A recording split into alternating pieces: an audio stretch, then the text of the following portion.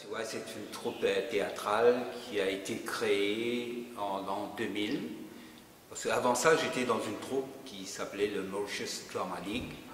Alors, je me sentais un petit peu coincé là-bas par rapport à la création, à la créativité. Alors, je me suis dit que, bon, pour pouvoir sortir de cette troupe, la Mauritius Drama League, j'ai créé, moi et mon ami Dama Moutier, nous avons créé la troupe Sapsiwai, justement pour monter nos propres pièces. C'est-à-dire nous avons décidé d'écrire nos pièces, de faire des créations, au lieu de jouer tout le temps Shakespeare, Molière, Racine, tout ça. Donc on s'est dit pourquoi pas notre propre création.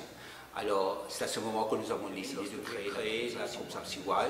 J'ai écrit ma première pièce qui s'appelait Baraz. Cette pièce qui traite du communalisme. En France, on appelle ça le communautarisme. Donc j'ai fait une sortie contre le communalisme. Surtout les politiciens qui se servent du communalisme divisé pour régner. Voilà, c'était ma première pièce, c'était un succès à cette époque. C'est la première fois qu'on a osé parler des différentes communautés. Mais c'était une satire quand même, donc on a critiqué. Donc la pièce a eu un succès. Et puis, à partir de ça, j'ai écrit d'autres pièces, par exemple Mediapoli, où j'ai critiqué la presse, vraiment, parce que en ces temps-ci, on voit que la presse est en train de prendre possession de l'être humain. C'est-à-dire la presse pense pour nous. Et la presse, comme si, est en train de former notre opinion. On n'a plus d'opinion. Alors c'est pourquoi j'ai écrit quelque chose sur les médias, pas seulement la presse, les médias en général, qui est en train de prendre possession de la pensée humaine, qui parle de notre système éducatif. Film au cerf-volant. Film au cerf-volant, c'est à partir d'un cerf-volant, parce que les enfants ne jouent plus au cerf-volant. À mon époque, on jouait pendant les vacances, on pouvait fabriquer nos cerfs-volants, mais maintenant les enfants ne savent plus fabriquer les cerfs-volants. Donc nous avons monté cette pièce sur les systèmes éducatifs. Après ça, on a monté une autre pièce qui s'appelait Les Chiomes. Les Chiomes, c'est justement de Mad Dogs of Diego, la version originale. Alors pour cette pièce, j'ai fait, disons, des recherches. Je suis allé à la rencontre des Chagossiens. Vous savez, les Chagossiens, c'était la population des îles de Diego Garcia. Alors on appelait les Chagossiens. J'ai été à leur rencontre et ils m'ont raconté leur histoire. Parce qu'il n'y avait pas de documents, disons, qu'on pouvait à cette époque consulter vraiment, parce qu'on était dans le flou. Donc j'ai raconté un moment de leur histoire, c'est-à-dire le moment où les Anglais ont brûlé les chiens des Chagossiens. C'est pourquoi j'ai appelé cette pièce les Chiomes.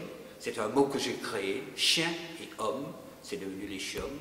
En anglais, c'est Men Dogs, c'est devenu The Mad Dogs of Diego. Et donc, à partir de ça, cette pièce a fait bien le tour du monde. J'ai été à La Réunion, j'ai été dans les Caraïbes pour un festival franco-créole, et puis j'ai joué la pièce à San Francisco pour le San Francisco Fringe Festival, où nous avons eu le best of the Fringe. Le problème de Chagos nous a interpellés, c'est-à-dire beaucoup de Mauriciens, que ce soit Shenaz Patel, Jean-Claude Delestrade, moi-même, il y avait Kishore Mandil, qui était prof à l'université, c'est-à-dire c'est à travers lui que j'ai été, disons, j'étais informé des problèmes des Chagossiens, parce que beaucoup de Mauriciens ne connaissaient pas les problèmes de Chagos, ne savaient pas vraiment qu'est-ce qui s'est passé avec Diego Garcia. C'est après, lorsqu'on avait fait des recherches, on a appris ce qui s'est passé. Et puis il y avait un film, le film de John Pilger, Stealing a Nation, que j'ai vu. Alors ça m'a interpellé, moi, en tant qu'homme de théâtre, parce que Je préfère jouer, je ne vais pas jouer des pièces banales, je n'aime pas. Je vous dire, franchement, je préfère des pièces à thème, des pièces qui parlent de quelque chose, parce que je crois qu'un auteur est un témoin de son temps. Donc je témoigne de ce que j'ai appris moi, et je crois que le problème des Chagossiens, ça m'a interpellé, ça aurait dû interpeller tous les Mauriciens, parce que les Anglais nous ont pris cette île. Et il est un artiste, parce que l'être humain pense, et quand il pense, il agit, et quand il agit par rapport à lui-même, donc il est déjà un artiste. Mais lorsque ça cesse d'être artistique, c'est quand il commence à mettre en scène un dramaturge, il y a quelque chose à raconter. Je le fais, je raconte quelque chose, je raconte notre société à travers le théâtre. Je ne le fais pas passion, je joue avec mon énergie, ma passion à moi. Je ne réclame pas d'argent, je ne le fais pas pour gagner d'argent, je ne le fais pas passion, je crois que c'est ça ma force.